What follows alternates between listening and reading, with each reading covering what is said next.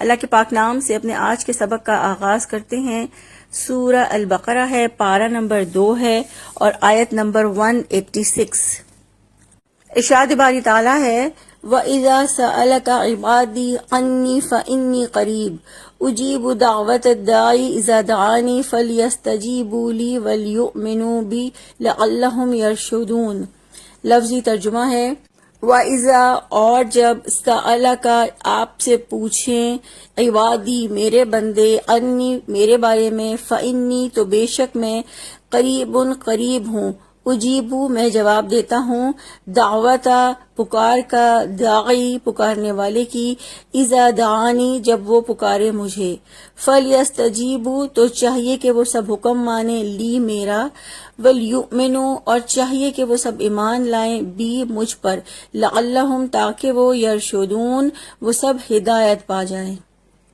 با محاورہ ترجمہ ہے، اور جب میرے بندے آپ سے میرے بارے میں سوال کریں تو یقیناً میں قریب ہی ہوں، میں پکارنے والے کی دعا کو قبول کرتا ہوں جب وہ مجھے پکارتا ہے، تو پس چاہیے کہ وہ میری بات مانیں اور مجھ ہی پر ایمان لائیں تاکہ وہ ہدایت پا جائیں۔ اس آیت کا شان نزول ہے کہ ایک اعرابی نے رسول اللہ صلی اللہ علیہ وآلہ وسلم سے یہ سوال کیا کہ کیا ہمارا رب قریب ہے؟ اگر قریب ہے تو ہم اسے سرگوشیاں کر لیں، اور اگر دور ہے تو ہم اسے اونچی آواز میں پکاریں۔ رسول اللہ صلی اللہ علیہ وآلہ وسلم یہ سن کر خاموش رہے۔ اس پر اللہ تعالیٰ نے یہ آیت نازل فرمائی، وَإِذَا سَأَلَكَ عِبَادِي عَنِّي فَإِنِّي قَرِيبٌ اور جب میرے بندے آپ سے میرے بارے میں سوال کریں تو یقیناً میں قریب ہی ہوں۔ اللہ رب العزت ہم سے قریب ہے کیونکہ وہ ہمارے دلوں کے راز جانتا ہے، وہ ہماری نگہبانی کرتا ہے، وہ ہماری نگاہوں کی خیانت تک کو جانتا ہے۔ اس آیت مبارکہ میں اللہ رب العزت نے دعا کا طریقہ سمجھایا ہے۔ اللہ تعالیٰ فرماتے ہیں کہ میں قریب ہوں، جو دعائیں تم مجھ سے کرتے ہو وہ مجھ تک پہنچتی ہیں، میں ان دعاؤں کو سنتا ہوں، میں ان دعاؤں کو پورا کرتا ہوں۔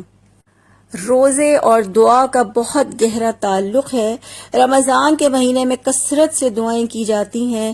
جیسے روزہ اہم عبادت اور ایک تربیتی عمل ہے، ایسے ہی دعا بھی تربیت کا ایک اہم ذریعہ ہے۔ رسول اللہ صلی اللہ علیہ وآلہ وسلم نے فرمایا، الدعاء مخ العبادہ، دعا عبادت کا مغز ہے، اور ایک دوسری حدیث میں فرمایا، الدعاء هو العبادہ، دعا ہی عبادت ہے۔ دعا اللہ تعالیٰ کی توحید سے عبارت ہوتی ہے، اور توحید اللہ تعالیٰ کی ہدایت ہے۔ دعا گناہوں سے توبہ کا ذریعہ ہے، گناہ گار توبہ کرتا ہے اور اللہ تعالیٰ توبہ قبول کرتا ہے، اور توبہ ہی ہدایت کا ذریعہ بھی ہے۔ سورہ مومن کی آیت نمبر 60 میں اللہ تعالیٰ فرماتے ہیں، اور تمہارے رب نے فرمایا ہے کہ مجھے پکارو، میں تمہاری دعائیں قبول کروں گا، یقیناً جو لوگ میری عبادت سے تکبر کرتے ہیں جلد ہی وہ جہنم میں ذلیل ہو کر داخل ہوں گے۔ سورہ مومن کی اس آیت سے پتہ چلتا ہے کہ دعا نہ مانگنا کبر کو ظاہر کرتا ہے، یعنی اللہ کے آگے ہاتھ نہ پھیلانا، اللہ کے آگے نہ گڑ گڑانا، اللہ کے آگے اپنی ضرورتوں کو نہ بیان کرنا کبر ہے۔ رسول اللہ صلی اللہ علیہ وآلہ وسلم نے فرمایا، دعا ہی تو عبادت ہے۔ تمہارا رب فرماتا ہے مجھے پکارو، میں تمہاری پکار کا جواب دوں گا۔ پھر فرمایا، جب کوئی مسلمان دعا کرتا ہے جس میں گناہ یا قطع رحمی کی بات نہ ہو تو اللہ تعالیٰ 3 باتوں میں سے ایک ضرور عطا کرتا ہے۔ دعا کے مطابق اس کی خواہش پوری کر دی جاتی ہے، یا اللہ تعالیٰ اس دعا کو آخرت کے لیے ذخیرہ بنا دیتے ہیں، یا دعا کے برابر اسے کوئی مصیبت ٹال دیتے ہیں۔ صحابہ کرام نے عرض کیا کہ پھر تو ہمیں کثرت سے دعائیں کرنی چاہیے۔ آپ صلی اللہ علیہ وآلہ وسلم نے فرمایا، اللہ تعالیٰ کی رحمت بھی بہت زیادہ اور بے پایا ہے۔ پھر فرمایا، اجیب دعوت الداعی اذا دعانی، میں پکارنے والے کی دعا قبول کرتا ہوں جب بھی وہ مجھے پکارتا ہے۔ رب العزت نے ارشاد فرمایا ہے کہ میں پکارنے والے کی پکار سنتا ہوں جب بھی وہ مجھے پکارتا ہے۔ اس سے یہ پتہ چلتا ہے کہ اللہ تعالیٰ سے براہ راست دعا مانگیں، اس لیے کہ اللہ تعالیٰ قریب ہے، پکار کو سنتا ہے اور پکار کا جواب بھی دیتا ہے۔ اللہ تعالیٰ کسی کی دعا کو رائیگاں نہیں جانے دیتا۔ اللہ تعالیٰ اپنے علم سے، انعامات سے اور دعاؤں کو قبول کرنے کے اعتبار سے بندوں کے قریب ہے۔ اللہ تعالیٰ کو دعائیں سننے سے کوئی چیز نہیں روکتی۔ اللہ دعاؤں کو سنتا اور قبول کرتا ہے۔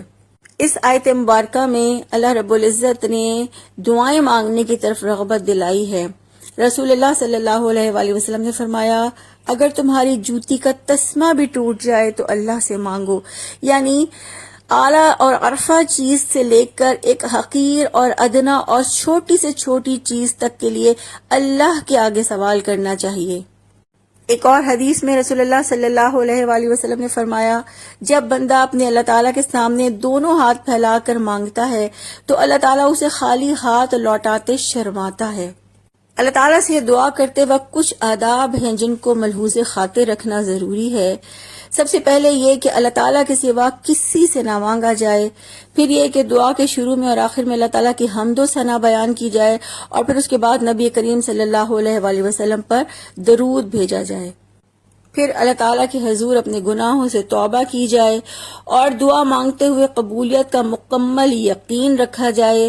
دعا پوری رغبت، توجہ اور یکسوئی کے ساتھ کرنی چاہیے، دعا میں جلدی نہیں کرنی چاہیے۔ دعا مانگتے ہوئے اپنی آواز پست رکھنی چاہیے۔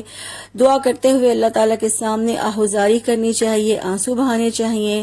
دعا کو 3 بار دہرانا چاہیے، قبلہ رو بیٹھنا چاہیے اور دعا مانگنے والے کا رزق حلال ہونا چاہیے۔ پھر اس کے ساتھ ساتھ اللہ تعالیٰ کے ناموں اور صفات کے حوالے سے دعا کرنی چاہیے۔ قطع رحمی یا گناہ کی دعا نہیں کرنی چاہیے۔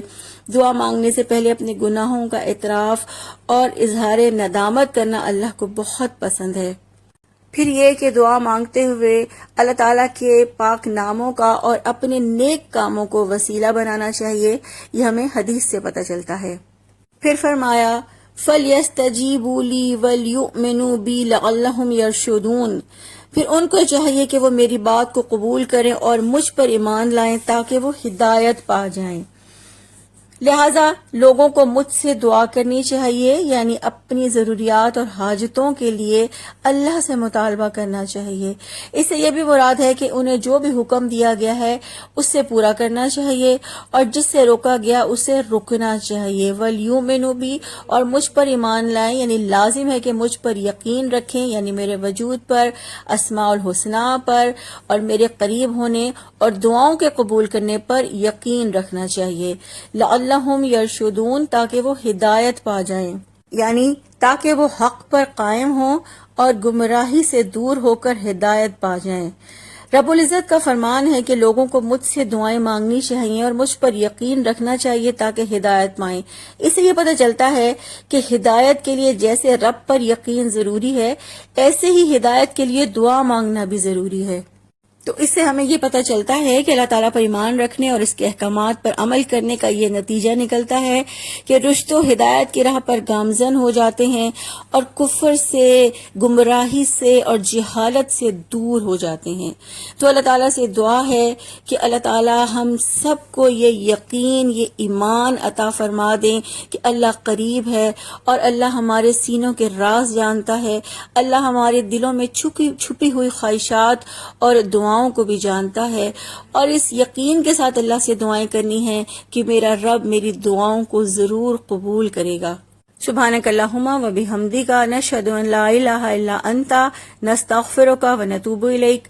السلام علیکم و رحمۃ اللہ وبرکاتہ۔